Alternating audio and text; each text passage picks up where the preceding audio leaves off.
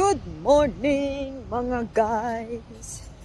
Ito na naman po ang inyong lingkod. Naglalakad na. Hi, Suma! Ang aking walang katapusang paglalak. Naligo naman si ako ngayon. Kati ng aking ulo. Because dami ng white hair. Ay, ang sarap sa Pinas, guys. Nakarelate kayo. Tignan nyo, ang ganda na. Diba?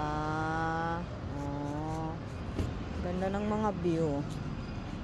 Ang ganda ng mga view. Ang sarap sa Pinas. Sarap mag-swimming ngayon sa Pinas. I miss my provinces, Batangas. See you, taga Batangas, no? Soon. Good morning again. Hello. God bless.